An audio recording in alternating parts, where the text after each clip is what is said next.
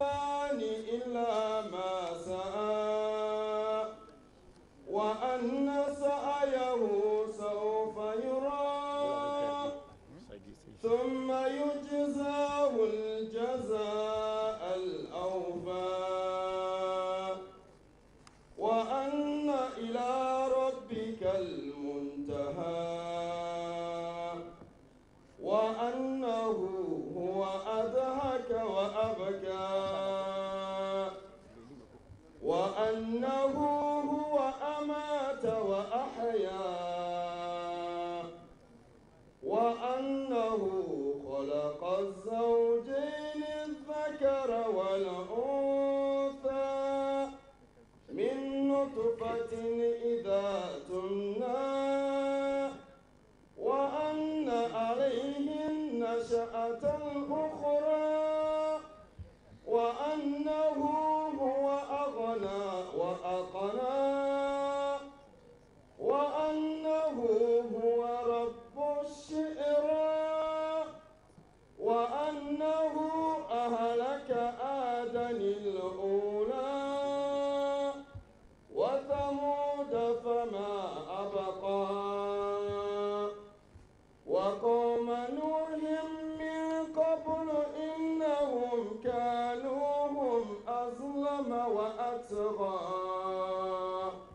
والمؤتفكة أهوى فغشاها ما غشا فبأي آلاء ربك تتمارى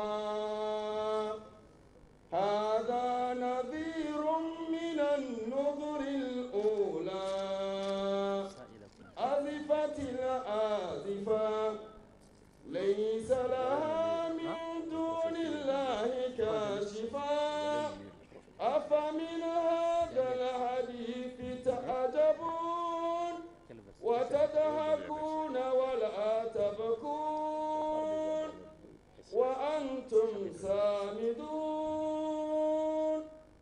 فاسجدوا لله واعبدوا.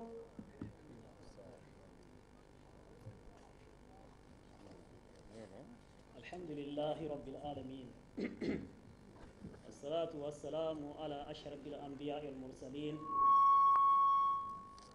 سيدنا محمد وعلى آله وصحبه ومن تبعهم بإحسان إلى يوم الدين وبعد. Chose promise, chose faite, Inch'Allah, par la volonté de Dieu. Nous avons prévu aujourd'hui une conférence sur le thème Oui, Mohammed est bien dans la Bible. Le frère Abnajid est là avec nous, donc pour animer ce thème-là. Nous aurons une heure et demie ensemble. Nous prendrons des questions à la fin, Inch'Allah.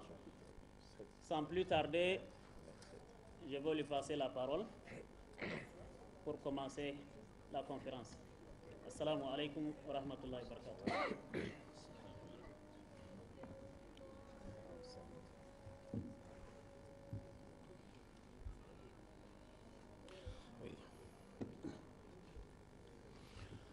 السلام عليكم ورحمة الله وبركاته. الحمد لله الذي أرسل رسوله بالهدى ودين الحق ليظهره على دين كله ولو كره الكافرون والصلاة والسلام على خاتم الأنبياء الذي جاء على فترة من الرسل لأن لا يكون للناس على الله حجة بعده وعلى آله وأصحابه وعلى جميع الأنبياء والمرسلين وبعد. ربي اشرح لي صدري ويسر لي أمري واحلل عقدة من لساني يفقه قولي. سبحانك لا علم لنا إلا ما علمتنا إنك أنت العليم الحكيم. Chers frères et sœurs en islam et chers frères et sœurs non musulmans en Adam s'ils sont parmi nous, je voudrais d'abord remercier, après avoir remercié Allah qui a envoyé son messager Mohammed avec la religion de vérité pour la faire triompher sur toute religion inventée par l'esprit de l'homme païen en déplaise aux mécréants. J'implore Dieu pour qu'il verse sa grâce, sa miséricorde et ses bénédictions sur le dernier des messagers, Mohammed, sallallahu alayhi wa alayhi. Le dernier des messagers qui est venu après une longue période, plusieurs siècles, passés sans l'apparition d'aucun prophète dans aucune nation du monde. Mohammed est venu pour qu'après son passage, les humains ne trouvent point d'argument échappatoire devant Dieu le jour du jugement dernier.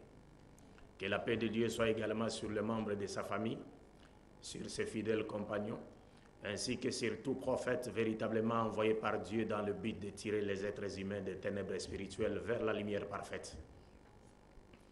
Et je voudrais ici remercier notre frère Al-Rama qui a, n'est-ce pas, remis le déroulement de cette conférence entre les mains de Dieu à travers sa lecture du Saint-Coran.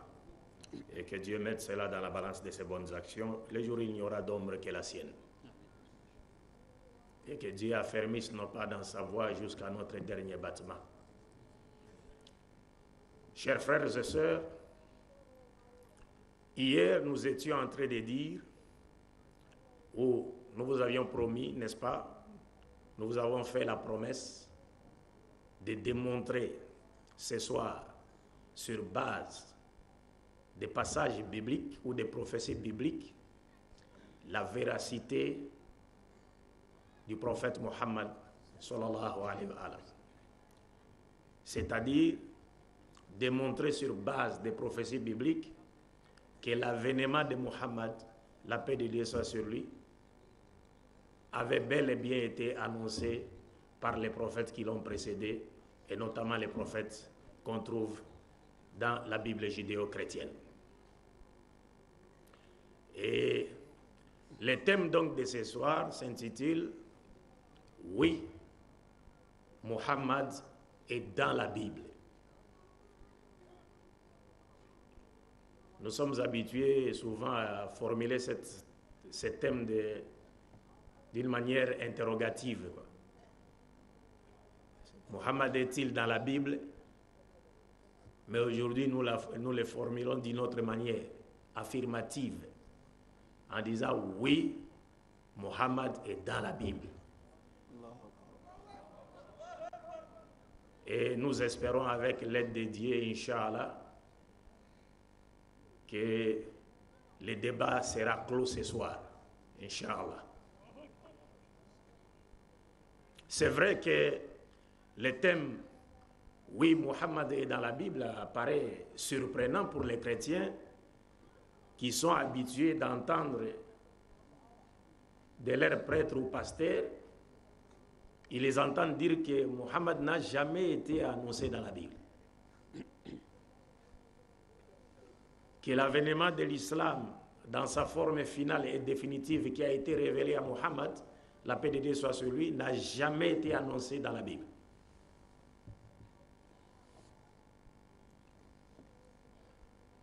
Donc, les chrétiens, c'est normal qu'aujourd'hui, l'ensemble des chrétiens ne croient pas que Mohammed ait été annoncé dans la Bible. Ils ne croient pas en cela. Et laissez-moi leur dire qu'ils ont raison. Mais ils ont aussi tort. Ils ont raison de croire que l'avènement de Mohammed n'a jamais été annoncé dans la Bible. Ils ont raison, mais ils ont aussi tort. Pourquoi ont-ils raison? Ils ont raison parce qu'après avoir lu la Bible, de Genèse à l'Apocalypse, ils n'ont trouvé aucun verset où Mohammed est nommément cité. Du moins dans nos traductions actuelles de la Bible. Ils n'ont trouvé aucun verset.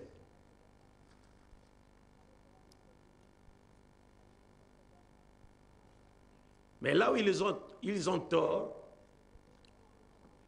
c'est qu'il n'est toujours pas nécessaire qu'un messager dédié ou un prophète dédié soit nommément cité dans les livres antérieurs pour qu'il soit reconnu véridique. Il peut ne pas être cité, disons nommément, et cela ne remettra pas en cause sa véracité en tant que prophète de Dieu.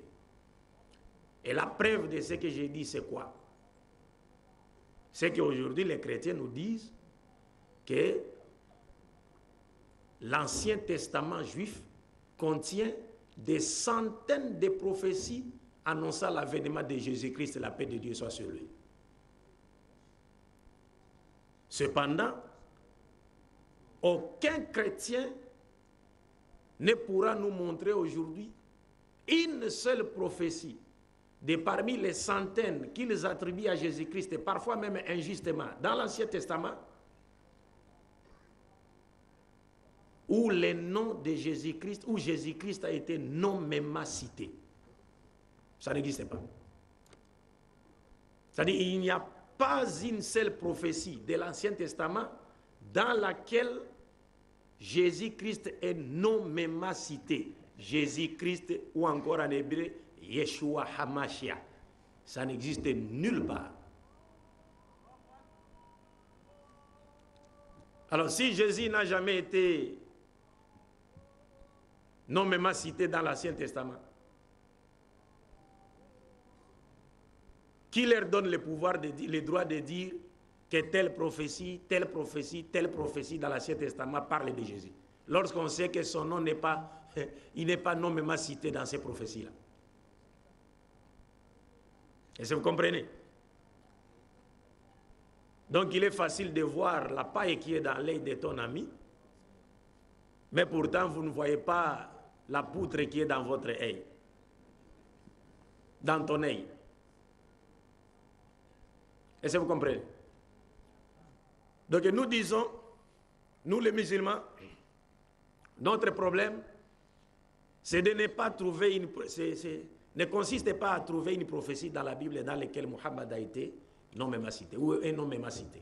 Non, ce n'est pas notre problème. Dieu peut ne pas les citer nommément, mais quand Dieu nous dit que Muhammad a été annoncé dans les Écritures antérieures, nous croyons en cela et sans compromission. Mais ici, j'ai voulu simplement faire comprendre à mes frères que c'est comme Jésus-Christ lui-même l'a dit. Il dit, faites très attention. Ne jugez point, afin que vous ne soyez point, pas jugés. Si vous pesez les gens dans votre balance, on s'en servira de la même balance pour vous faire quoi? Vous pesez dedans. C'est pourquoi nous disons, s'il y a des prophéties dans l'Ancien Testament, et nous croyons en cela, nous les musulmans, nous croyons fermement qu'il y a des prophéties dans l'Ancien Testament juif qui annoncent l'avènement de qui? L'avènement de Jésus-Christ. Il n'y a pas de discussion là-dessus. Mais son nom n'est pas cité dans ces prophéties-là. Il n'y a pas une seule prophétie de l'Ancien Testament dans laquelle Jésus-Christ est nommément cité. Ça n'existe pas. Mais pourquoi les chrétiens attribuent ces prophéties-là à Jésus-Christ? Simplement parce que si une prophétie est un tableau qui dépeint quelque chose qui doit arriver dans l'avenir ou le futur, lorsque ce qui a été annoncé, n'est-ce pas, arrive en reflétant parfaitement les caractéristiques qui ont été annoncées d'avance, en ce moment-là, nous ne pouvons que voir dans ce qui est arrivé dans la personne qui est arrivée comme étant un accomplissement parfait de ce qui avait été annoncé d'avance par les prophètes ou dans les livres antérieurs. C'est comme cela que les chrétiens négocient les prophéties de l'Ancien Testament qu'ils attribuent à qui? Qu'ils attribuent à Jésus-Christ. Et nous disons, c'est de la même manière que nous devons également négocier les prophéties de l'Ancien Testament que nous, musulmans, disons relatives à l'avènement de Muhammad sallallahu alayhi wa sallam, pour voir si son avènement a été annoncé ou non dans la Bible judéo-chrétienne. Et nous affirmons sans avoir peur d'être contredits par quiconque que la Bible judéo-chrétienne contient tant de références sur l'avènement du prophète Mohammed, la paix de Dieu soit sur lui. Des références plus que claires, du moins pour ceux dont les paupières de discernement ne dorment pas. Plus que claires, qui ne demandent même pas de débat. Et aujourd'hui, ce soir, Inch'Allah, nous allons essayer de traiter ensemble, de voir ensemble avec vous quelques-unes de ces prophéties ou de ces références. Nous prendrons juste 2 ou 3 en vue de leur clarté et pour vous montrer que ce que nous disons en tant que musulmans, comme quoi le prophète Mohammed a été annoncé dans les Écritures antérieures et notamment dans la Bible judéo-chrétienne, est vrai. Et sans plus tarder, je vous annonce que l'exposé sur ce thème, mon exposé sur ce thème aura 3 points. Le premier point sera consacré au choix de la Bible comme étant notre seul champ de bataille. Parce que nous avons intitulé notre thème « Oui, Muhammad est dans la Bible ». Et pourquoi avons-nous choisi la Bible? Ça, c'est le premier point de notre exposé. Et ensuite viendra la démonstration donc de la véracité de Muhammad, la paix de Dieu soit sur lui, sur base des prophéties bibliques. Et enfin, s'il plaît à Dieu, nous tirerons notre conclusion, Inch'Allah. Alors, passons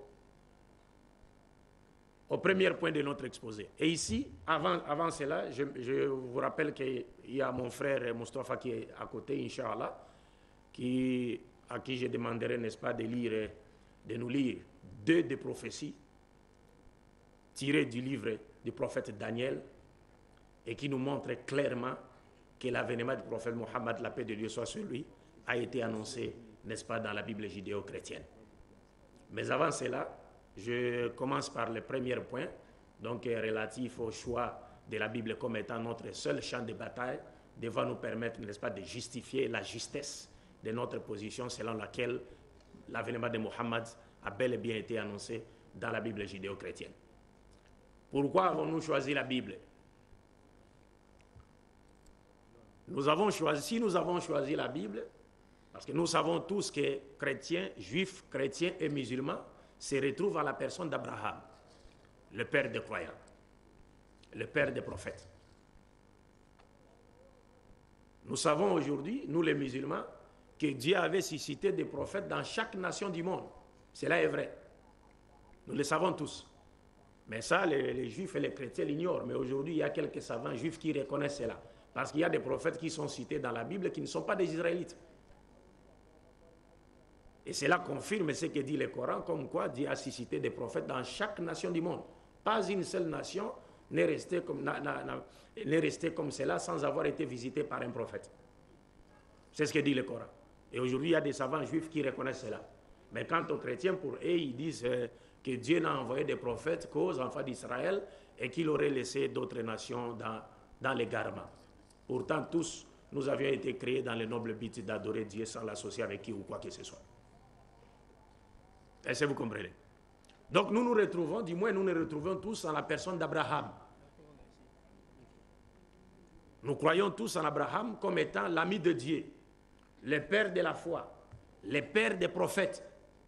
Bien que certains d'entre nous parfois se permettent de dire, de raconter n'importe quoi sur la personne d'Abraham. Et Inch'Allah, si Dieu le veut, dans la conférence, la conférence que nous allons donner, que nous donnerons demain à l'université, Inch'Allah, nous reviendrons sur ce point-là. Parce que le nom d'Abraham a été cité dans la formulation de notre thème, qui est donc le message divin à travers Abraham, Moïse, Jésus, Mohammed, convergence ou divergence. Il y a des gens qui racontent n'importe quoi sur la personne d'Abraham, ils racontent n'importe quoi sur la personne d'Ismaël, qui est le fils d'Abraham, le fils aîné d'Abraham, ils racontent n'importe quoi sur Agar, la paix de Dieu soit sur eux. Donc ils disent d'Abraham qu'il était enfant bâtard, et Agar a été concubine d'Abraham, et qu'Ismaël et Agar auraient été chassés par Abraham à la demande de Sarah. Est-ce que vous comprenez? Et qu'Agar aurait été une esclave, alors qu'à l'époque d'Abraham, c'est l'Égypte qui dominait le monde. Comment voulez-vous qu'on retrouve une Égyptienne quelque part qui vit sous l'esclavage d'un homme dont le pays ne dominait pas le monde? Et aujourd'hui, qui pourra se permettre de prendre, par exemple, une Américaine, l'amener ici au Niger et en faire une esclave? Qui? Mais vous aurez derrière vous toute l'armée américaine. Et croyez-moi que les CIA et les FBI vous retrouveront en quelques minutes. Est-ce que vous comprenez? Mais on dit, bon, Agar a été esclave, était une esclave. Mais ce n'est pas ce que disent les Juifs. Hein? Nous, les musulmans, nous disons, Agar était la fille du pharaon d'Égypte. Elle était une princesse d'Égypte. Et c'est ce que disent les rabbins juifs. Dans les commentaires juifs des rabbins Eli Munk, le premier tome sur le livre de la Genèse, les notes explicatives sur le chapitre 16, verset 1, c'est-à-dire le rabbi Moshe, Eli Munk, citant le plus grand commentateur des Juifs, il dit que Agar était une fille de Pharaon. Elle était princesse d'Égypte. Et vous pouvez trouver cela sur le net. Il vous suffirait d'écrire sur la rubrique de recherche de Google, vous écrivez Agar était la fille de Pharaon. Vous verrez dans tous les sites juifs israélites vous dire cela, confirmer cette vérité. Agar était la fille du pharaon d'Égypte. Elle n'a jamais été esclave. Mais aujourd'hui, on cherche à minimiser Agar. Ce n'est pas Agar, c'est le prophète Mohammed qui est visé. On cherche à minimiser Ismaël en disant qu'Ismaël aurait été un enfant bâtard. Mais ça étonne ça. Ismaël est un enfant bâtard. Lorsqu'on sait que c'est Dieu qui lui a choisi le nom d'Ismaël, qui signifie Dieu a exaucé ma prière, est-ce que Dieu peut-il choisir un nom théophore pour un enfant bâtard? Un nom lié à son attribut. Ishmaël en hébreu, Dieu a exaucé ma prière. La prière de qui? Ismaël est un enfant bâtard. Donc Dieu aurait laissé Abraham commettre la fornication avec Agar. Lorsqu'on sait que dans la Bible, le pharaon d'Égypte a voulu prendre la femme d'Abraham, Sarah, et en faire sa femme. Le roi de Guérard des Philistins, dans Genèse 20, a fait la même chose. Mais Dieu est intervenu pour empêcher le pharaon d'Égypte de prendre la femme de son mari, pour empêcher le roi de Guérard, de son ami plutôt, pour empêcher le roi de Guérard de prendre la femme de son ami Abraham. Mais quand vient le tour d'Abraham, Dieu laisse son ami tomber dans la fornication. Il empêche les païens de commettre la fornication, mais il laisse les pères des croyants tomber dans la fornication. Comment expliquer ça? Est-ce que vous comprenez? Et ils disent Agar et Ismaël auraient été chassés par Abraham à la demande de Sarah. Ce n'est pas ce que nous dit le Coran. Le Coran nous dit c'est sur ordre de Dieu qu'Abraham a déposé une partie de sa postérité dans le désert de Paran qui se situe entre Médine et Mecque. Et il y a une preuve logique. Et Agar était égyptienne, une égyptienne. Qui aujourd'hui au Niger peut se permettre? C'est-à-dire, il a épousé une femme sénégalaise ou congolaise. Il vient avec son épouse ici, au Niger. Et une fois, il trouve que la vie, il ne peut plus continuer avec cette femme. Donc le divorce intervient. Au lieu de la renvoyer chez elle en RDC, elle la renvoie au Sénégal. Mais vous êtes fous. Vous êtes venu avec votre femme de la RDC. Et maintenant, vous ne voulez plus d'elle. Le divorce est intervenu. Au lieu de la renvoyer chez ses parents, vous l'envoyez au Sénégal où elle n'a pas de parents. Donc Agar est venue d'Égypte. Au lieu de la renvoyer en Égypte, on l'envoie en Arabie Saoudite, entre Mecque et Médine, où elle n'a pas de parents. Comment expliquer ça? Donc les gens ont caché beaucoup de choses. C'est ce que nous appelons la vérité camouflée. Mais Inch'Allah, la lumière finira par faire quoi? Complétez la phrase, l'anecdote. Bref, c'est un peu cela. Donc si nous avions choisi la Bible comme étant notre seul champ de bataille, devant nous permettre, n'est-ce pas, de démontrer la véracité du prophète Mohammed sallallahu alayhi wa sallam, c'est pour la simple et bonne raison que juifs, chrétiens et musulmans croient en Abraham comme étant le père des croyants. Et il croit aussi que Dieu avait fait à Abraham la promesse de bénir en lui toutes les familles de la terre. C'est-à-dire, Dieu a fait à Abraham la promesse de susciter du milieu de ses descendants, ou parmi ses descendants, un messager à travers qui ou lequel toute l'humanité sera sauvée. Donc il croit en cela. Juifs, chrétiens, musulmans croient en cela. Mais il y a simplement divergence sur l'identité de ces messagers. Pour les Juifs, ils disent qu'il s'agit de leur Messie, qui n'est pas encore venu. Ils attendent toujours. Et pour les chrétiens, ils disent, non, ce messager qui sortira de la postérité, qui est de la postérité d'Abraham, c'est Jésus. Et en disant cela, ils se contredisent avec l'une de leurs principales doctrines, parce que si Jésus est Dieu, Dieu ne peut pas être un descendant d'Abraham. Est-ce que vous comprenez un peu ça? Si Jésus est Dieu, Dieu ne peut pas être un descendant d'Abraham. Dieu promet de susciter un messager à travers lequel l'humanité tout entière sera sauvée de la postérité de qui? D'Abraham. Dieu lui-même n'est pas un descendant d'Abraham. Donc quand vous dites, non, non, ce messager-là, c'est Jésus. Eh bien, si Jésus est Dieu, alors il est descendant d'Abraham. Dieu peut-il être descendant d'Abraham? Nous disons non. Et les musulmans tirent les draps de leur côté en disant, ce messager, c'est bien Mohammed, la paix de Dieu soit sur lui. Est-ce que vous comprenez? Mais du moins, nous sommes tous unanimes pour dire, c'est de la postérité d'Abraham que Dieu suscitera un messager à travers qui ou à travers lequel l'humanité tout entière sera sauvée. Donc si aujourd'hui nous disons, nous les musulmans, que ces messagers, c'est bel et bien Muhammad sallallahu alayhi wa alayhi, donc il est donc normal que sa venue soit d'avance annoncée dans la Bible judéo-chrétienne. Car c'est dans ces livres que nous voyons raconter pour la première fois l'histoire d'Abraham et de ses descendants, et surtout du rôle que devaient jouer ses descendants sur le plan spirituel pour le salut de toute l'humanité. Donc c'est normal que son avènement, si réellement Mohammed est ce messager, qui est sorti de la postérité d'Abraham et qui a été envoyé à l'humanité tout entière pour le salut de l'humanité tout entière, conformément à la promesse qui a été faite, que Dieu avait faite à Abraham, selon laquelle toutes les familles de la terre devaient être bénies à travers la personne de qui?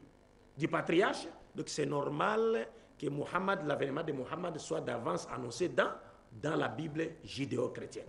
C'est pour cette raison que nous avons choisi la Bible comme étant notre seul champ de bataille. Et maintenant passons au second point de notre exposé, qui sera consacré à l'analyse de certaines prophéties bibliques, n'est-ce pas, qui prouvent, n'est-ce pas, la véracité de Mohammed sallallahu alayhi wa sallam en tant que messager de Dieu envoyé à toute l'humanité. Et ici, je voudrais demander à mon frère Mustafa de nous lire 2 prophéties. Et puis, par après, nous allons essayer de les résumer à l'extrême et passer à l'explication. Et moi, personnellement, je pense que les esprits rationnels ou rationalistes seront satisfaits en écoutant ces 2 prophéties. Pourquoi? Simplement parce que si j'ai choisi ces 2 prophéties, parce que ces 2 prophéties, lorsqu'on aborde ces 2 prophéties, il n'y aura pas de débat inutile, quoi. Parce que ce n'est pas à nous qu'il appartient d'expliquer ces prophéties, ces 2 prophéties. Parce que ces 2 prophéties ont été expliquées d'abord, dans un premier temps, par Daniel lui-même, par l'ange Gabriel, et aussi par les données historiques. C'est-à-dire, ce sont des prophéties dont le symbolisme trouve leur parfait accomplissement dans l'histoire, que nous connaissons tous. Donc, il n'y a pas question de dire, non, il faut avoir l'Esprit Saint pour les comprendre. Non, non, non, non. Il faut connaître l'histoire pour les comprendre. Est-ce que vous comprenez? C'est pourquoi j'ai préféré aborder ces 2 prophéties, Inch'Allah. Donc, on commence avec la première prophétie. Et je vous rappelle que ces 2 prophéties, il s'agit de la prophétie. La première prophétie se trouve dans le 2e livre, dans le 2e chapitre du livre du prophète Daniel. À partir du verset 1 à 35. N'est-ce pas? C'est 35 à 45 ou... Daniel. Le premier passage. Chapitre 2. Chapitre 2, à partir du verset Verset 35. 35 à 45. Alors, 35, il dit... Attendez, soyez patient. 35 à 45. Et la deuxième prophétie se trouve dans le chapitre 7 du livre du prophète Daniel. Et c'est à partir du verset 1 à 14. Et ces deux prophéties sont des prophéties pendantes, c'est-à-dire qui se complètent. Parce qu'il y a des éléments qu'on trouve dans la première prophétie, on trouve d'autres éléments dans les secondes prophéties qui complètent les éléments que nous trouvons dans la première prophétie. Et les deux prophéties traitées en même temps nous permettront de répondre, de voir à la fin de cette conférence, Inch'Allah, si ce que nous avons dit par rapport à la formulation de notre thème se justifie. Inch'Allah. Commencez. Donc, Daniel chapitre 2, verset 35. Alors le fer, l'argile, l'airain, l'argent et l'or furent brisés ensemble et devinrent comme la balle qui s'échappe d'une aire en été. Vous avez commencé au verset 35. Au 35. Ouais. Je vais venir au 36 et dit voici le songe. Prenez 36. 36. Voilà le songe, nous en donnons l'explication devant le roi. Or le roi, ô roi, tu es le roi des rois, car le Dieu des cieux t'a donné l'empire, la puissance, la force et la gloire. Il a remis entre tes mains, en quelque lieu qu'il habite, les enfants, les hommes, les bêtes des champs et les oiseaux du ciel, et il t'a fait dominer sur eux tous. C'est toi qui es la tête d'or. Verset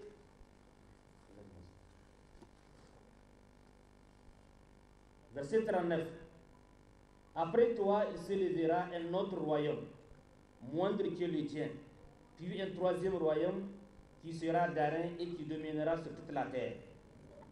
Verset 40. Il y aura un quatrième royaume fort comme du fer, de même que le fer brise et rompt tout. Il brisera et rompera tout, comme le fer qui met tout en pièces. Verset 41. Et comme tu as vu les pieds et les orteils en partie d'argile de Poitiers et en partie de fer, ce royaume sera divisé. Mais il y aura à lui quelque chose de la force de fer, parce que tu as vu le fer mêlé avec l'argile. 42.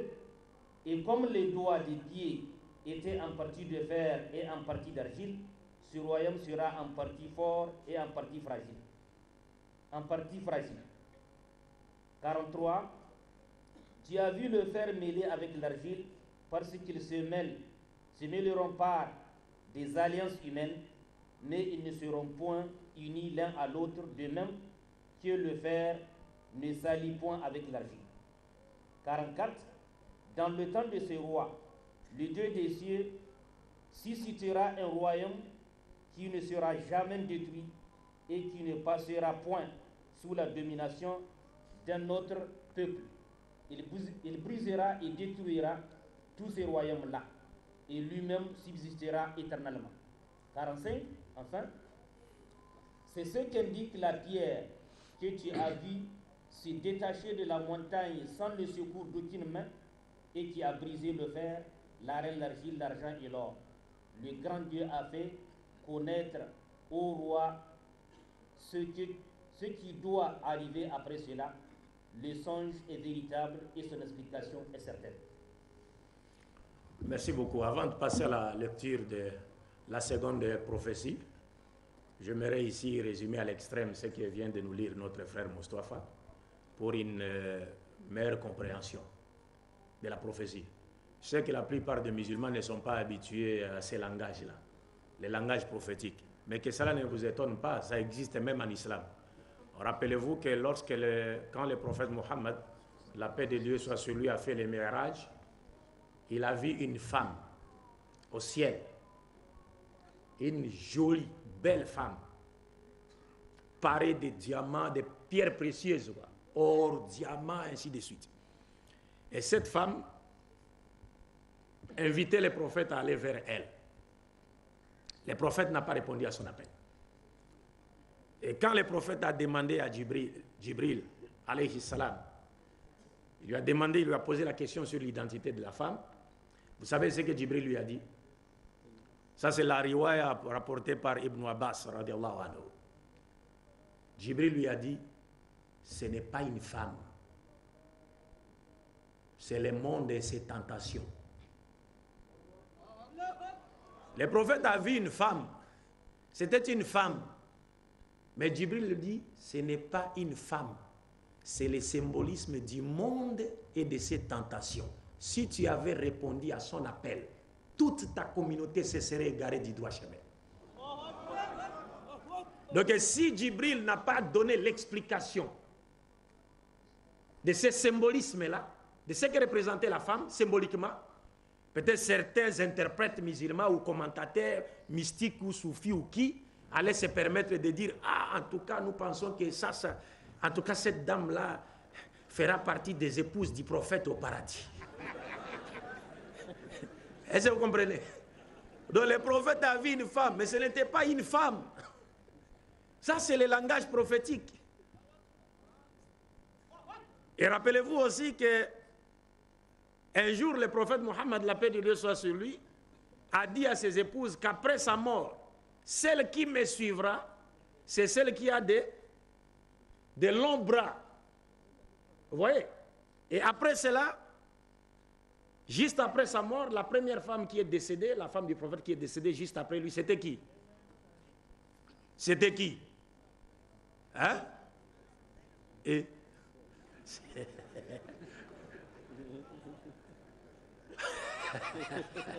non, je dois m'arrêter ici. Oui, mais parce que, vous savez, mais c'était qui? Hein? Allahu Akbar. Donc, bon, je n'ai pas voulu en faire un problème. Ouais, parce que souvent, on est pressé de célébrer les Maoulides, mais on ignore tout de la vie du prophète. Est-ce que vous comprenez? Alors, donc, c'était Zainab, radiallahu anha, comme certains l'ont dit. C'était Zainab. Et après cela, les apôtres et les autres épouses du prophète ont dit, mais comment? Mais Zainab n'avait pas de longs bras. Le prophète a dit, celle qui les suivra juste après, ce serait une femme qui a de longs bras. Mais Zainab n'avait pas de longs bras. Donc le prophète s'est trompé? Non, le prophète ne s'est pas trompé. In huwa illa wahyun yuha. Il ne s'est pas trompé. Mais vous n'avez pas compris son langage. Le prophète vous parle de longs bras, mais il ne s'agissait pas de ses bras physiques. Finalement, les disciples ont compris que Zainab était bienveillante. Elle donnait beaucoup aux pauvres. Donc le prophète, en parlant de longs bras, il faisait allusion à quoi? À sa bienfaisance. Ce n'était pas des bras physiques. Oumal Masakin. Oumal Masakin. Donc c'est un peu cela. C'est le langage, la terminologie des prophètes. Il faut s'habituer à cela. Parce que dans l'écriture, les écritures saintes, il y a plusieurs formes de langage. Il y a les langages figurés, métaphoriques, poétiques, paraboliques, plusieurs sortes. Et nous sommes en face, aujourd'hui, lorsqu'on aborde ces prophéties, nous sommes en face de ce genre de langage. On vous parle d'une statue. On nous dit que le roi Nabuchodonosor, le roi de l'empire néo-babylonien, un des descendants de Namrud, il a eu un songe. Et dans son songe, il a vu une statue qui avait une forme humaine, la forme d'un homme. Et cette statue était constituée de 4 différents métaux. La tête de la statue était d'or, la poitrine et les bras étaient d'argent, le ventre et les cuisses étaient d'airain ou cuivre, les jambes étaient de fer, les pieds étaient en partie de fer et en partie d'argile. Pendant qu'il regardait la statue, le roi Nabuchodonosor a vu une pierre se détacher sans l'aide d'aucune main et venir frapper les pieds de la statue. Et la pierre réduisit complètement la statue en poussière. Quant à la pierre qui a frappé les pieds de la statue, elle commença à grandir jusqu'à devenir une grande montagne qui couvrit toute la terre. Mais quand Nabucodonosor se réveilla le matin, il oublia aussitôt son songe. Et c'est Dieu qui l'a voulu. Parce qu'il était entouré de marabouts, de féticheurs. Bon, marabouts ici en Ouest-Afrique, c'est pourquoi vous m'avez suivi une fois, j'ai dit à l'émission Kratos, que souvent les gens confondent l'islam avec le West-africanisme. Donc, dans notre contexte en RDC, lorsqu'on parle des marabouts, ce sont des gens qui prétendent se communiquer avec des esprits. Les djinns, ils travaillent les djinns, ainsi de suite. Alors que dans les contextes ouest-africains, lorsqu'on parle du marabout, c'est quelqu'un qui est connaisseur de la religion, qui a appris le Coran, maîtrise les sciences islamiques, les sciences des hadiths, ainsi de suite. Est-ce que vous comprenez? Donc les mots changent de sens selon les contextes. Chez nous, ce n'est pas comme ça. Donc ici, pour être bien compris, je préfère utiliser alors les termes que vous connaissez, vous. Donc il était entouré de magiciens, de charlatans, de sorciers qui prétendaient connaître l'avenir, quoi. Alors Dieu voulait lui faire comprendre que ces gens-là qui sont à tes côtés, là, ils ne connaissent rien de l'avenir. C'est Dieu seul qui détient la connaissance de l'avenir. Donc il lui a fait oublier son songe. Et le matin, lui, il était tellement perturbé par ses songes, il voulait assez qu'on lui rappelle les songes et lui en donne l'explication. Donc il a fait venir tous les magiciens et tout l'empire néo-babylonien. Ils se sont présentés chez lui. Et vous savez, certains farceurs, parfois, ils vous demandent, mais qu'avez-vous vu? Vous avez vu quoi? C'est-à-dire, à partir de vos explications, ils peuvent facilement vous avoir dans les mailles de leur filet, quoi. Mais là, ce n'est plus le cas. On demande au roi, mais roi, qu'est-ce que vous avez... Mais j'ai oublié. Rappelez-moi mon songe. Commencez par me rappeler les songes, et après, donnez-moi l'explication du songe. Et voilà que c'était terrible. Et les magiciens et les sorciers ont dit au roi Nabucodonosor, mais roi, ce que vous demandez là, aucun de vos prédécesseurs ne l'a demandé aux magiciens. A dit, ah bon, donc vous ne connaissez pas l'avenir, vous ne connaissez pas les mystères. Donc il décrète à ce que tous ces magiciens et sorciers soient mis à mort. Les rois Nabucodonosor. Et comme le prophète Daniel et ses trois amis, ses frères israélites, qui étaient amenés en captivité à Babylone, parce que c'est le roi Nabucodonosor ou l'empire babylonien qui avait détruit le royaume d'Israël à l'époque. Donc ils ont été retenus parmi les jeunes gens israélites qui étaient en captivité en Babylone pour travailler dans le palais royal où vivait Nabucodonosor. Donc ils étaient concernés par cette décision du roi Nabucodonosor. Alors, quand le prophète Daniel a su cela, il est parti voir son intendant. Il lui a demandé de dire au roi d'attendre un peu, que lui il pouvait demander à son Dieu pour qu'il lui rappelle quoi? Les songes que le roi a eu, le rêve qu'il a eu, et puis qu'il lui en donne aussi l'explication.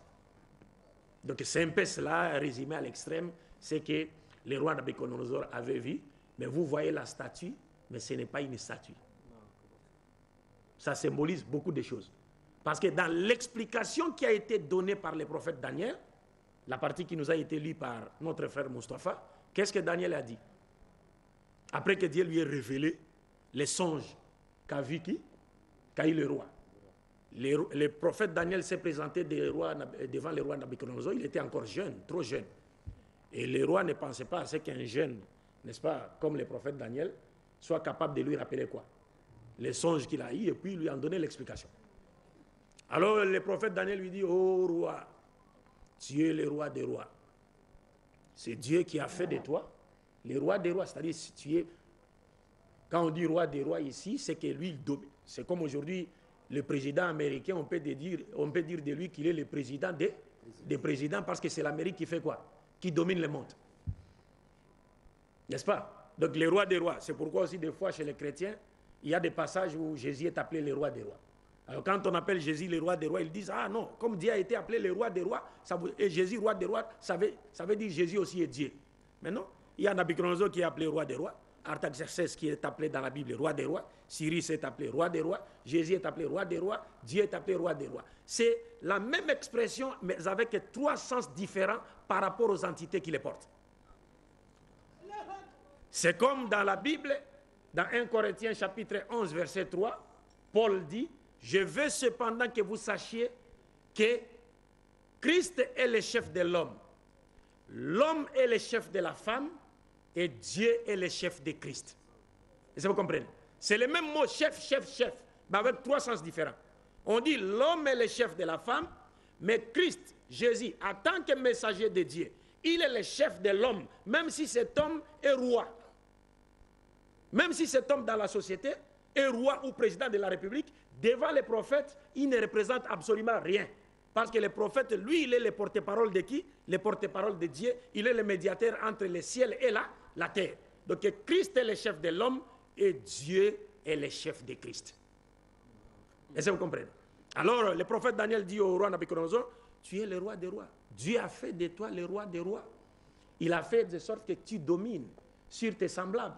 Tu domines sur les bêtes des champs, ainsi de suite. Alors, il lui dit, les songes que tu as vus ou que tu as eus étaient celui d'une statue, une grande statue sous forme humaine, la forme d'un homme. Et il a commencé maintenant à décrire, comme nous l'avons dit tantôt. Mais maintenant il dit expliquant, quand Nabuchodonosor demande à ce qu'il lui explique tous ces symbolismes-là, le prophète Daniel dit, la tête de la statue, la tête d'or de la statue, c'est toi, le roi. Donc toi et ton royaume, ou toi et ton empire, vous êtes symbolisés par la tête d'or de la statue.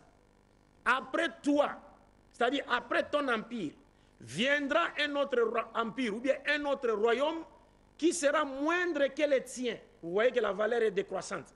Il y a l'or, l'argent, cuivre et puis fer. Moindre que le tien. Il y a un autre empire qui viendra. Après ce second empire ou royaume, il y aura un autre royaume, un troisième qui viendra, qui est symbolisé par les ventres et les pieds d'airain ou cuivre. Et après le troisième royaume, il y aura un quatrième royaume qui viendra et qui sera dur comme le fer, parce que ce royaume est symbolisé par les jambes de fer. Et puis il dit au roi Nabuchodonosor, mais comme tu as vu les pieds de la statue, en partie d'argile et en partie de fer, ça veut dire que le quatrième royaume qui est symbolisé par les jambes de fer se divisera d'abord en 2 parties, puis en 10 petites parties symbolisées par les 10 ortels de la statue, parce que la statue avait une forme humaine. Et puis il continue ici, il dit, la pierre que tu as vue s'est détachée d'une montagne sans l'aide d'aucune main et venir frapper les pieds de la statue et qu'il a réduit en poussière. Cette pierre symbolise le nouveau royaume de Dieu, universel et éternel, que Dieu inaugurera sur la terre et qui ne sera jamais détruit. Maintenant, voilà brièvement ce qu'a vu le roi Nabuchodonosor et voilà l'explication qui a été donnée, n'est-ce pas, par le prophète Daniel. Maintenant, à ce stade, nous sommes obligés de nous poser un certain nombre de questions ou de répondre à un certain nombre de questions. La première question, c'est laquelle? Parce que le prophète Daniel nous montre que la statue, les 4 différents métaux de la statue, l'or, l'argent, le cuivre, l'airain ou l'airain et le fer, symbolisent 4 royaumes ou empires qui se succéderont l'un après l'autre sur cette terre. Est-ce que vous comprenez? Et que la pierre qui a frappé les pieds de la statue symbolise le royaume de Dieu, que Dieu lui-même inaugurera sur terre et qui ne sera jamais détruit. Et qui apparaîtra après la division du 4e royaume en 2, puis en 10 petites parties symbolisées par les 10 ortels de la statue. Maintenant, les questions auxquelles nous devons répondre à ce stade sont lesquelles? La première question, c'est quels sont les royaumes, les 4 royaumes symbolisés par les 4 différents métaux de la statue? Et quelle est l'identité exacte du royaume de Dieu symbolisé par la pierre qui a frappé les pieds de la statue et qui a grandi jusqu'à devenir une grande montagne qui a couvert toute la terre. Ce sont des questions auxquelles nous devons répondre. Mais avant de répondre à ces questions, je vous ai dit, gardez votre souffle, n'est-ce pas? Rappelez-vous que je vous ai dit au départ que ce sont des prophéties pendantes qui se complètent. C'est-à-dire, nous ne saurons répondre objectivement à ces questions qu'après avoir lu et compris également la prophétie du chapitre 7, n'est-ce pas, du livre de Daniel, qui nous apporte beaucoup d'éléments nouveaux devant nous permettre, n'est-ce pas, de comprendre la prophétie et de savoir finalement si l'avènement de Mohammed a été ou non annoncé dans la Bible judéo-chrétienne. Donc nous demandons à notre frère, le frère Moustapha, de continuer avec, de lire la prophétie du chapitre 7. Donc, Daniel chapitre 7, premier verset. La première année de Belshazzar, roi de Babylone, Daniel eut un songe et les visions se présentèrent à son esprit pendant qu'il était sur sa couche. Ensuite, il écrivit le songe et raconta les principales choses. Verset 2, Daniel commença et dit: je regardais pendant ma vision nocturne, et voici les 4 vents des cieux firent irruption sur la grande mer, et 4 grands animaux sortirent de la mer, différents les uns des autres. Verset 4, le premier était semblable à un lion et avait des ailes d'argile. Je regardais jusqu'au moment où ses ailes furent arrachées. Il fut enlevé de terre et mis debout sur ses pieds comme un homme, et un cœur d'homme lui fut donné. Verset 5, et voici un deuxième animal était semblable à un ours et se tenait sur un côté. Il avait 3 côtes dans la gueule, entre les dents, et on lui disait: lève-toi, mange beaucoup de chair. Verset 6, après cela, je regardais et voici un autre était semblable à un léopard et avait sur le dos 4 ailes comme un oiseau. Cet animal avait 4 têtes et la domination lui fut donnée. Verset 7, après cela, je regardais pendant mes visions nocturnes et voici, il y avait un 4e animal terrible, épouvantable et extraordinairement fort. Il avait des grandes dents de fer. Il mangeait brisé, il foulait aux pieds ceux qui restaient. Il était différent de tous les autres animaux précédents et il avait des cornes. Verset 8, je considérais les cornes et voici une autre petite corne sortie du milieu d'elle et 3 des premières cornes furent arrachées devant cette corne. Et voici elle avait des yeux comme des yeux d'homme et une bouche qui parlait avec arrogance. Verset 9, je regardais pendant que l'on plaçait des trônes, et l'ancien des jours s'assit, son vêtement était blanc, et comme la neige, et les cheveux de sa tête étaient comme de la laine pure. Son trône était comme des flammes de feu, et les roues comme un feu ardent. Verset 10, un fleuve du feu coulait et sortait devant lui. 1000 milliers le servaient et 10 000 millions se tenaient à sa présence. Les juges s'assirent et les livres furent ouverts. Je regardais alors, à cause des paroles arrogantes qui prononçait la corne, et tandis que je regardais, l'animal fut tué et son corps fut détruit, levé au feu pour être brûlé. Verset 12, les autres animaux furent dépouillés de leur puissance, mais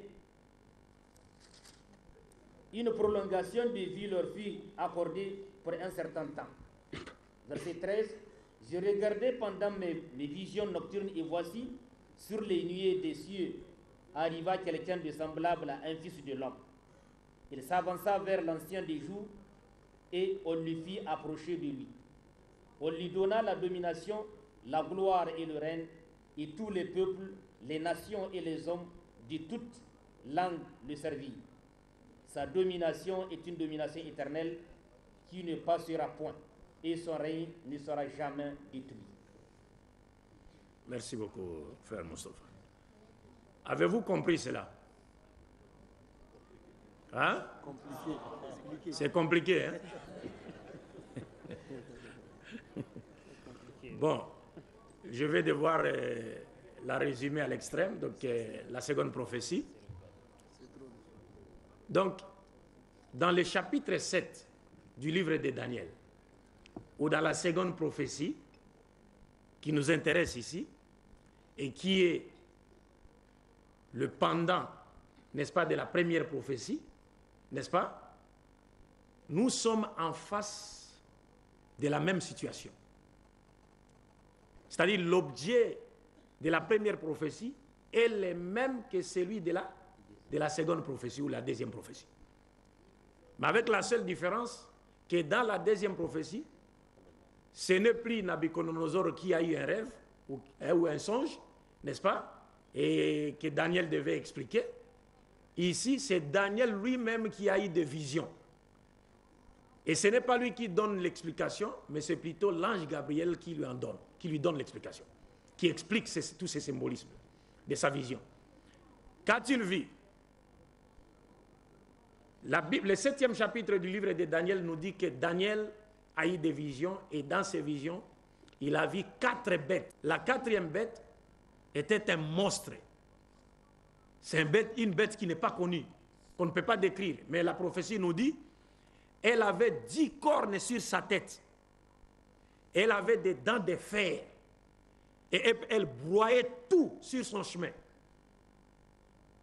Et Daniel dit, pendant qu'il considérait les 10 cornes de la 4e bête, il a vu une autre petite corne munie des yeux d'homme et avec une bouche sortir du milieu des 10 cornes. Et ce qui fait maintenant, ce qui amène le nombre à 11. Et Daniel a vu aussitôt que 3 des 10 premières cornes ont été arrachées devant la petite corne qui était sortie en dernier lieu.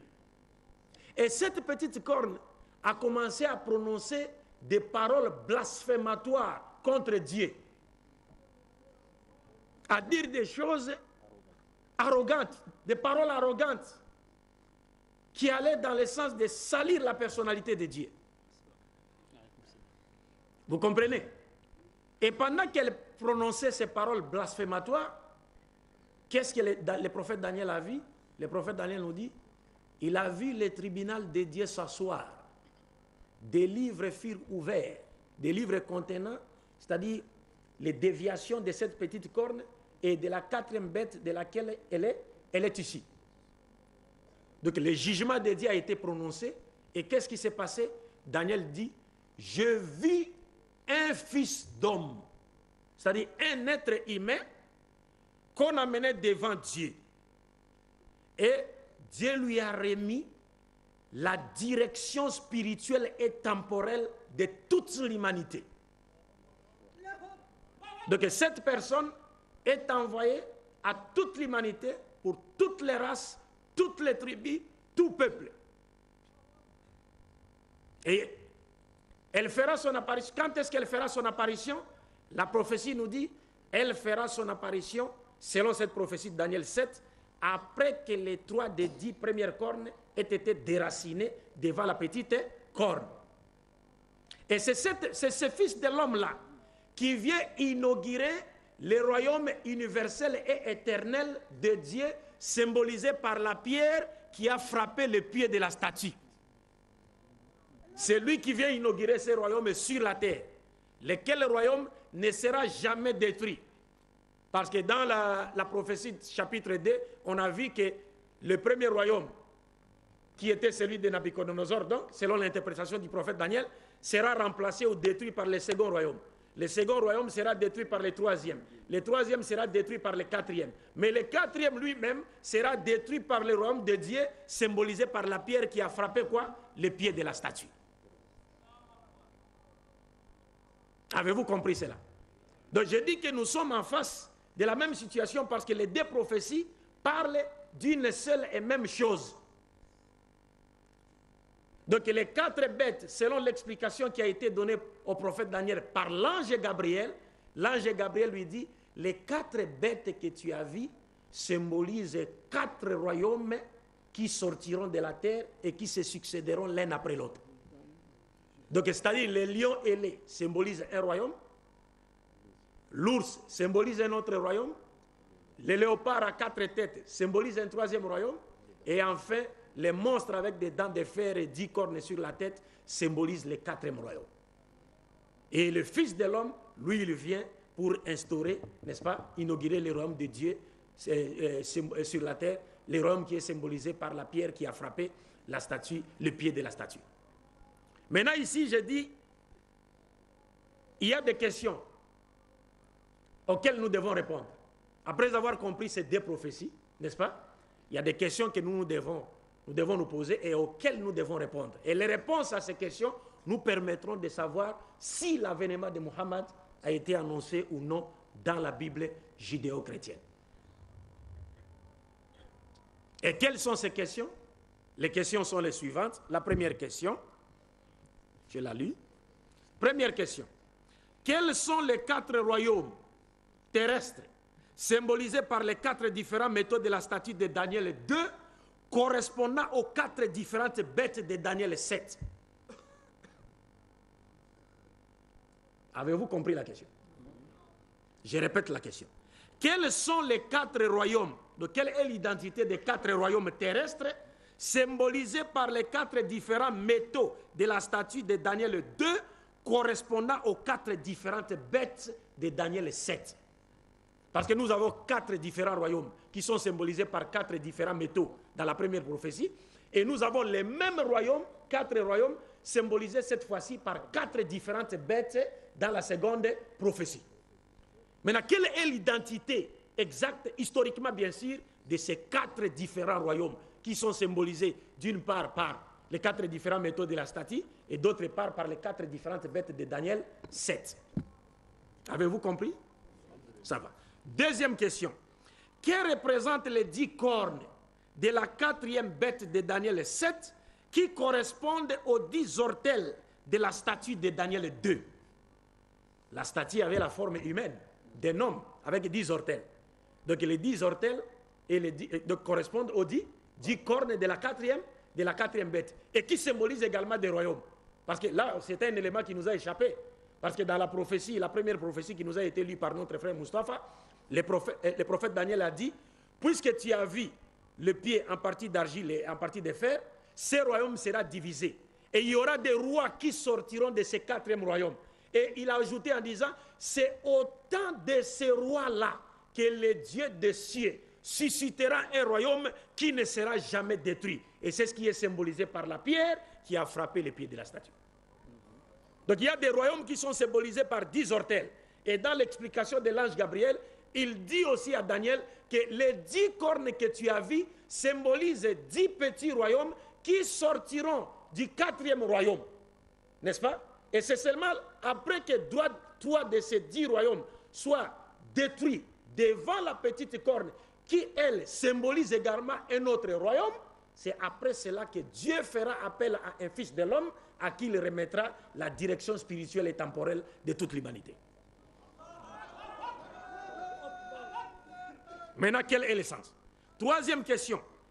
Que représentent les 3 des 10 cornes arrachées de devant la petite corne de Daniel 7 et que symbolise cette dernière? La petite corne symbolise quoi? Parce qu'on vous dit aussi c'est un royaume. Mais c'est quel royaume historiquement? 4e, quelle est l'identité exacte du royaume éternel et universel de Dieu, symbolisé par la pierre qui a frappé les pieds de la statue dans Daniel 2 et que le fils de l'homme de Daniel 7 aura la charge d'inaugurer ou d'implanter sur la terre? Et enfin, 5e question, quelle est l'identité exacte de ce fils de l'homme à qui Dieu confiera le gouvernement spirituel et temporel de tout le peuple de la terre? Qui est-il? Et rappelez-vous que je vous ai dit que les esprits rationalistes seront satisfaits. Parce que nous, on a dit ici que ce n'est pas à nous qu'il appartient d'expliquer ces prophéties. C'est plutôt au prophète Daniel, à l'ange Gabriel et aussi à l'histoire. Mais nous avons déjà écouté l'explication du prophète Daniel. Il nous montre que les 4 différents métaux symbolisent 4 royaumes qui se succéderont l'un après l'autre, en commençant par celui de Nabucodonosor, le roi de Babylone. Donc il nous donne déjà l'indication. Le début de l'accomplissement de la prophétie. Il nous indique le temps de qui? De Nabucodonosor, roi de l'empire néo-babylonien. Et l'ange Gabriel vient également compléter cela en donnant son explication. Il nous montre que les 4 différentes bêtes qui symbolisent 4 différents royaumes qui se succéderont l'un après l'autre sur cette terre, n'est-ce pas, sont des royaumes qui vont exister sur la terre et qui correspondent aux 4 royaumes qui ont été annoncés dans la prophétie de Daniel 2. Tous nous parlent des royaumes qui vont exister sur cette terre. Maintenant, il nous appartient à nous maintenant de regarder, jeter un coup d'œil dans l'histoire pour voir, chercher à connaître les royaumes qui sont venus, qui se sont succédés après les royaumes de Nabucodonosor, parce qu'une indication nous a été donnée par le prophète Daniel pour nous montrer par où nous devons commencer par expliquer les 2 prophéties en question. Maintenant, nous avons tous compris que le prophète Daniel, parlant de la tête d'or, il a dit au roi Nabucodonosor, c'est toi qui symbolise, qui est représenté par la tête d'or. Donc la tête d'or symbolisait l'empire, le roi Nabucodonosor et l'empire néo-babylonien sur lequel il régnait. Mais le prophète Daniel a ajouté en disant, et remarquez, vous verrez que dans la seconde prophétie, la première bête était quoi? C'était un lion, ailé. Et regardez dans la mythologie babylonienne, vous verrez que l'empire babylonien a toujours été représenté par un lion avec des ailes. Vous n'avez pas vu cela? Ça existe. En Babylone, c'est comme ça. L'empire babylonien était toujours représenté, n'est-ce pas, par un lion ailé. Et donc Daniel nous dit, après Nabucodonosor, il y aura un autre royaume, moindre que son royaume. Maintenant, il faut qu'on se rafraîchisse un peu la mémoire. Daniel nous dit, après le royaume néo-babylonien, il y aura un autre royaume. C'est-à-dire, il y aura 4 royaumes qui vont se succéder l'un après l'autre avant l'établissement du royaume de Dieu, symbolisé par la pierre qui a frappé, quoi? Les pieds de la statue. Il y aura d'abord 4 royaumes qui vont se succéder. Et après viendra le royaume de Dieu symbolisé par la pierre. Et ce royaume verra jour à l'époque du 4e royaume. Parce que Daniel a dit, dans le temps de ce roi-là, du 4e royaume, le Dieu des cieux suscitera un royaume qui ne sera jamais détruit. Maintenant, quel est le royaume qui a succédé à celui de Nabucodonosor dans l'histoire? Hein? On a des étudiants ici, non? Les historiens même. Hein? Pharaon. Allez revoir tes cours. Vos cours.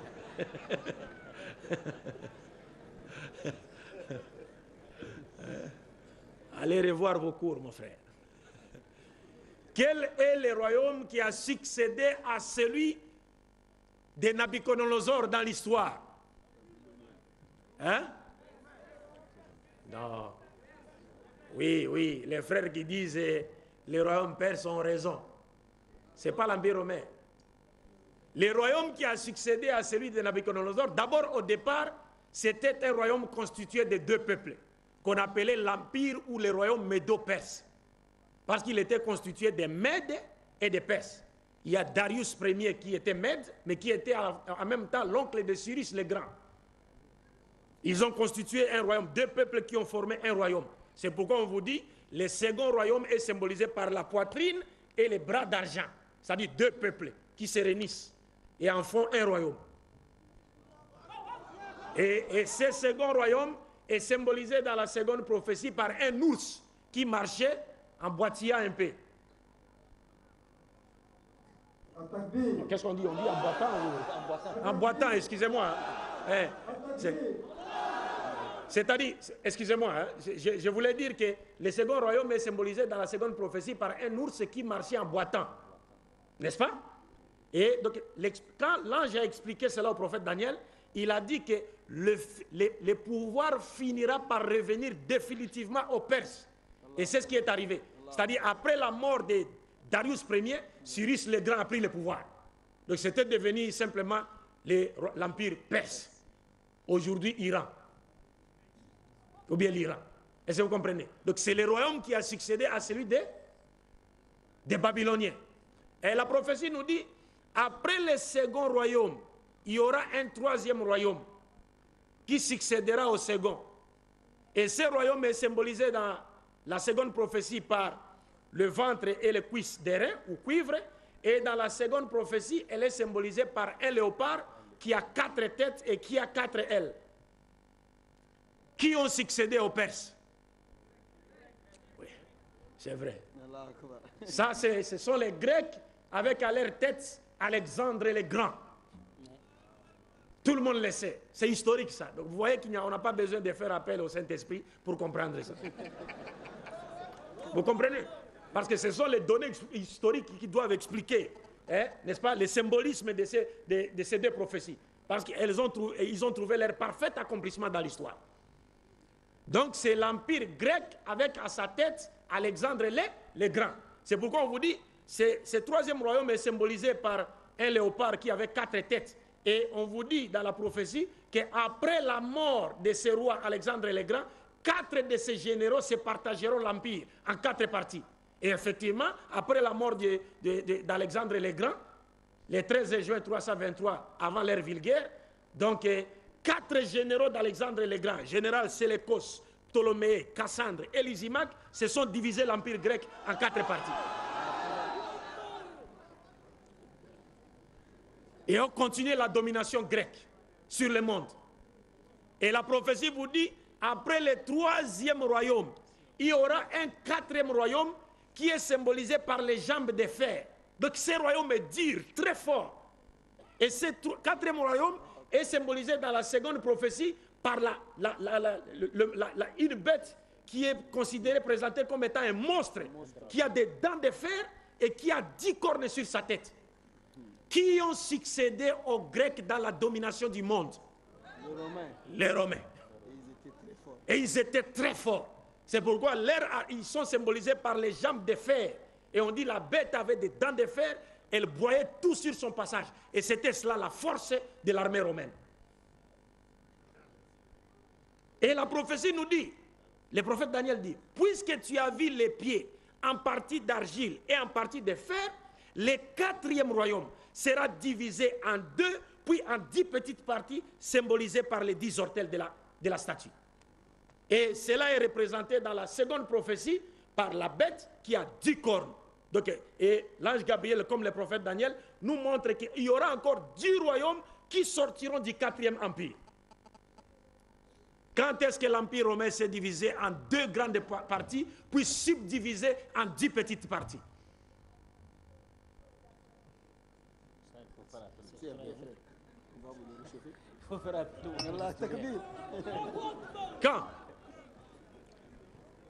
Quand est-ce que l'empire romain s'est divisé en 2 grandes parties, puis subdivisé en 10 petites parties? C'est historique ça. Il y a des étudiants en histoire. Hein? Il y a des étudiants ici. En histoire. En histoire d'ailleurs. Eh bien, l'empire romain s'est divisé en 2 grandes parties. D'abord, il y avait une tentative de diviser déjà l'empire romain en 2 grandes parties à l'époque de l'empereur Dioclétien, vers l'an 284 de l'ère vulgaire. N'est-ce pas? Et qu'est-ce qui s'est passé? Mais cette division est devenue effective après la mort de l'empereur Théodose le Grand, c'est-à-dire en l'an 395 de notre ère. Après la mort de Théodose le Grand, l'empire romain s'est divisé en 2 grandes parties.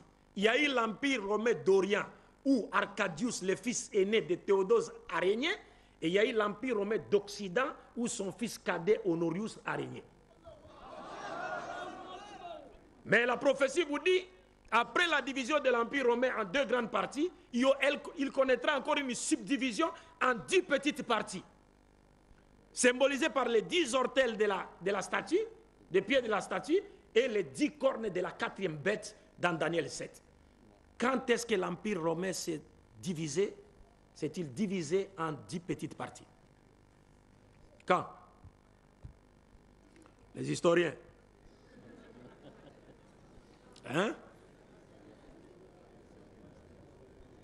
L'Empire romain s'est divisé en 10 petites parties et cette division ne concerne que la partie occidentale.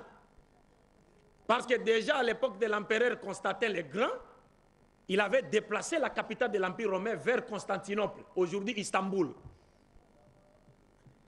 Donc en Occident, il n'y avait plus rien.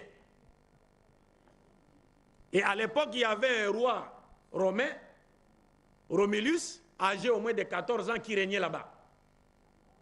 Il a été attaqué par un des rois barbares qu'on appelait Odoacre, qui était un Euryle. Et c'est lui qui a causé la chute de l'Empire romain d'Occident. Et ça a amené les tribus barbares à se partager l'Empire romain, la partie politico-géographique de l'Empire romain d'Occident. Donc en l'an 476 de notre ère, l'Empire romain d'Occident a été détruit et il y a eu 10 tribus barbares qui sont sorties du contexte politico-géographique de l'Empire romain dans sa partie occidentale et qui se sont accaparées de cette partie. Et ce sont ces tribus barbares qui sont symbolisées par les 10 ortels de la statue et aussi les 10 cornes de la 4e bête. Les 10 tribus barbares sont les Alamas, les Francs, les Burgondes, les Suèves, les Vandales, les Visigoths, les Saxons, les Ostrogoths, les Lombards et les Euryles. 10 tribus barbares.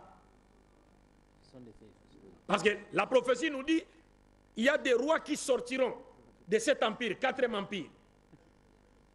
Donc les Français, les Anglais, tous étaient considérés comme des barbares. Parce que le véritable Européen à l'époque, ce sont les Grecs. Et même le nom Europe, c'était le nom d'une femme dans la mythologie grecque, qu'on appelait Europas, qui veut dire blanchère, donc elle était très blanche. Est-ce que vous comprenez un peu? Donc ce sont ces tribus barbares, donc, les Alamas, les Allemands, les Francs, les Burgondes, les Suèves, les Vandales, les Visigoths, les Saxons, les Ostrogoths, les Lombards et les Euryles. 10 tribus barbares ont causé la chute de l'Empire romain dans sa partie occidentale. Et elles ont occupé cette partie-là. Et la Bible, la prophétie nous dit, pendant que Daniel observait, considérait les 10 cornes, donc qui représentent les 10 tribus barbares qui sont sorties du contexte politico-géographique de l'Empire romain d'Occident, la partie occidentale de l'Empire romain, déjà sa capitale était transférée à Constantinople, aujourd'hui Istanbul. Donc il n'y avait plus rien là-bas. D'abord, après avoir renversé l'Empire romain, la partie occidentale de l'Empire romain, toutes les tribus barbares ont reconnu la suprématie de l'empereur d'Orient. Et elles se sont soumises à lui. Ça, c'est dans l'histoire.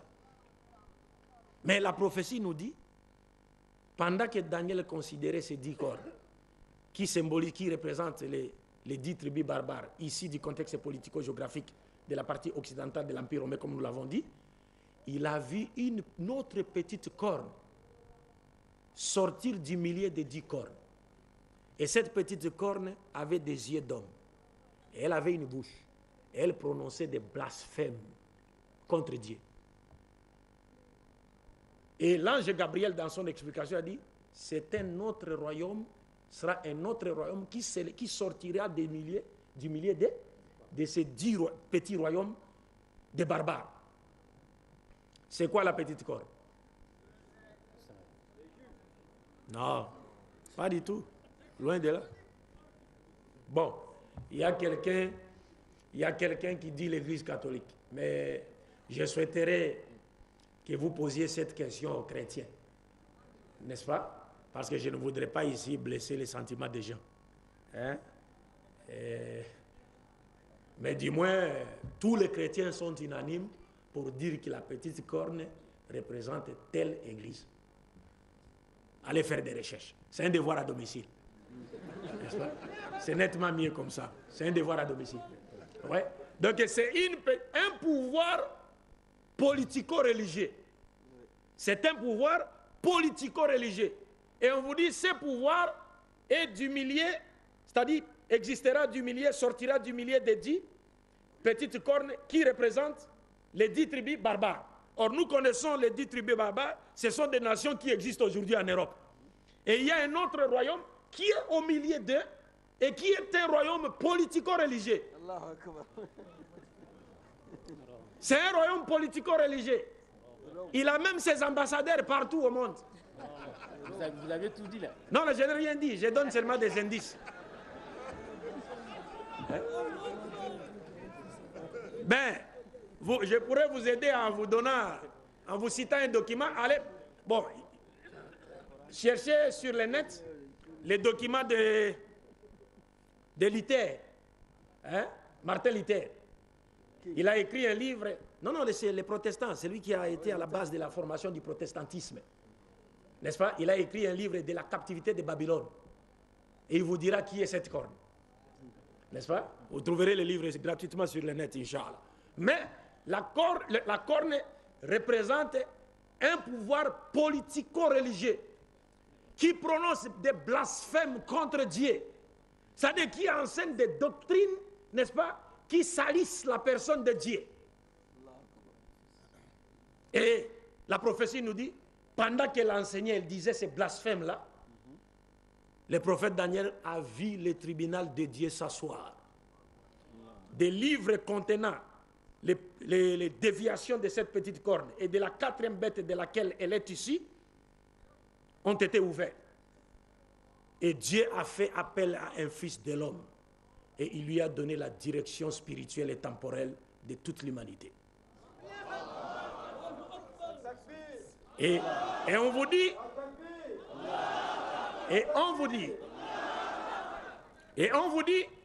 que ce fils de l'homme, c'est comme, remarquez, rappelez-vous dans la prophétie, la première prophétie, on nous a dit, le royaume des cieux symbolisé par la pierre apparaîtra après la division du quatrième royaume en deux, puis sa division en 10 petites parties. Et on dit c'est dans le temps de ces rois-là, c'est-à-dire les rois barbares, hein, des royaumes barbares, que Dieu inaugurera son royaume sur la terre. Et dans la prophétie de Daniel 7, on nous donne encore des précisions en disant que le Fils de l'homme, donc le Fils de l'homme qui viendra inaugurer ce royaume de Dieu symbolisé par la pierre, au chapitre 2, fera son apparition après la destruction des 3 des 10 royaumes, hein, des 3 des 10 royaumes barbares. C'est à ce moment-là que le Fils de l'homme viendra. Maintenant, regardons dans l'histoire. Regardons dans l'histoire. Nous savons aujourd'hui que Jésus-Christ a existé avant la division de l'Empire romain en 2 puis grandes parties, puis sa subdivision en 10 petites parties. Jésus existait avant cela. Et selon les chrétiens, il aurait même été arrêté sur ordre d'un gouverneur romain, Pilate. Il a été tué, ressuscité par Dieu, selon les chrétiens. Élevé au ciel, il laisse les Romains régner. Mais la prophétie nous dit, le royaume de Dieu symbolisé par la pierre, c'est ce royaume-là qui détruira le 4e royaume, c'est-à-dire l'Empire romain. Maintenant, regardons dans l'histoire qui ont détruit l'Empire romain. Et on dit, le Fils de l'homme à qui Dieu remettra le gouvernement, la direction spirituelle et temporelle de toute l'humanité, fera son apparition après la destruction des 3 des 10 tribus barbares, symbolisées par les 10 cornes de la 4e bête, correspondant aux 10 ortels de la statue de Daniel 2. Nous disons que Jésus a existé avant la division de l'Empire romain, en 2, puis en 10 petites parties. Rome s'est divisée en 2 grandes parties en 395, après la mort de l'empereur Théodose le Grand. Puis en 10 petites parties, lorsqu'on a détruit l'Empire romain d'Occident en 476 de notre ère. La Rome continue toujours à régner. Sa capitale n'était plus en Occident, mais en Orient. Ce n'est pas un hasard. Constantinople. Aujourd'hui, Istanbul. En Turquie. Et on vous dit, le Fils de l'homme fera son apparition après la destruction des 3 des 10 cornes, qui représentent les 10 tribus barbares. Maintenant, voyons dans l'histoire. Quelles sont les tribus barbares, les 3 tribus barbares qui ont été détruites de devant la petite corne. Et après leur destruction, le Fils de l'homme fera son apparition.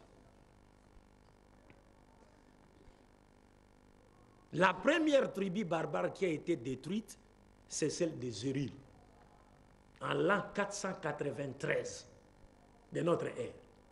Les Zéril ont été détruits. La seconde tribu barbare qui a été détruite, historiquement, c'est en l'an 500, à partir de 534 jusqu'à 38. Ce sont les Vandales, la tribu barbare des Vandales. Et enfin, la troisième tribu barbare qui a été détruite, c'est celle des Ostrogoths. En 552. Regardez bien. La dernière tribu a été détruite, c'est laquelle? C'est celle des Ostrogoths. En 552 de notre ère, on a détruit. On dit, juste après leur destruction, le Fils de l'homme fera son apparition. 552, la dernière tribu est détruite. En 570, c'est-à-dire 18 ans après, Mohammed naquit à la Mecque. 40 ans après,